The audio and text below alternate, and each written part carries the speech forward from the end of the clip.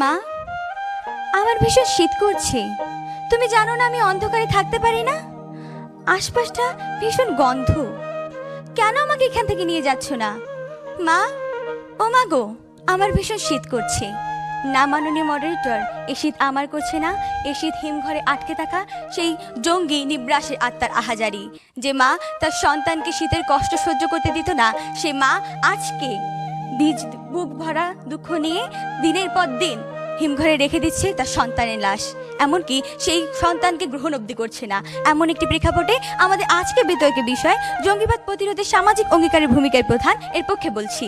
মাননীয় মডারেটর, বিগত 8 বছর থেকে জঙ্গি হামলা কমে বৃদ্ধি পাচ্ছে। এই ক্ষেত্রে টেরোরিজম পোর্টাল এর তথ্য অনুযায়ী 2009 থেকে 2016 সাল পর্যন্ত জুলাই মাসে 307 জন লোক মারা গিয়েছে। এই ভয়াবহতা কমাতে সামাজিক অঙ্গীকারের ভূমিকা অপরিসীম।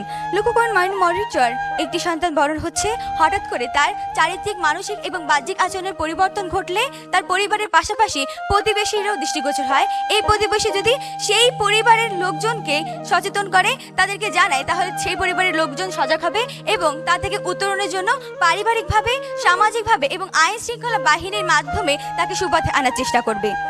মাননীয় মডারেটর, মসজিদ, মন্দির, গির্জার বিশেষ প্রার্থনাতে সচেতনতামূলক বক্তব্য প্রদান করা এবং উল্লেখ্য ভয়াবহতা লিখলে তাহলে আজকে জঙ্গিবাদ প্রতিরোধে একটি বিশেষ ভূমিকা রাখবে। কিন্তু আজকে মসজিদে জনগণের কথা শোনা যাচ্ছে না, শোনা যাচ্ছে জনৈক ব্যক্তিকে চাঁদে দেখা গিয়েছে। এরকমও কিছু উস্কানিমূলক বক্তব্যের কারণে আজকে রাজনৈতিক দাঙ্গা দেখা দিয়েছিল। এই রাজনৈতিক দাঙ্গা থেকে আমরা উন্নতি লাভ করতে পেরেছি এই সামাজিক অঙ্গীকারের মাধ্যমে। মাননীয় মডারেটর, আজকে সুন্দরবনের জলদস্যু, মাস্টার বাহিনী, ইলিয়াস বাহিনী কিংবা মজনু বাহিনী র্যাবের সামাজিক অঙ্গীকারের বৃদ্ধির জন্য কর্মসূচি পরিচালনার জন্য বিভিন্ন ধরনের ক্যাম্পেইন সৃষ্টি করেছিল। এই ক্ষেত্রে জঙ্গিরা তাদের মধ্যে যে সচেতনতা সৃষ্টি করেছিল এবং দেশের প্রতি মমত্ববোধ সৃষ্টির মাধ্যমে জাগ্রত করে সম্মত হয়েছিল। এই 76টি আগ্নেয় অস্ত্র নিয়ে তারা আত্মসমর্পণ করেছিল র্যাবের কাছে।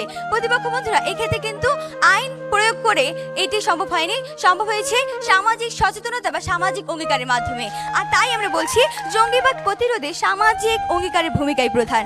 মাননীয় মডারেটর, জাতীয় শিক্ষানীতি 2010 এর আলোকে বলা হয়েছে 6ষ্ঠ শ্রেণী থেকে 10ম শ্রেণী পর্যন্ত সকল ছাত্রছাত্রীদের নৈতিক শিক্ষাকে শিক্ষিত করতে হবে। কিন্তু প্রতিপক্ষ বন্ধুরা, আদৌ কি আমরা নৈতিক শিক্ষাকে জাগ্রত করতে পেরেছি? না মাননীয় মডারেটর, আজও আমরা পারিনি এই জঙ্গিবাদের কারণে।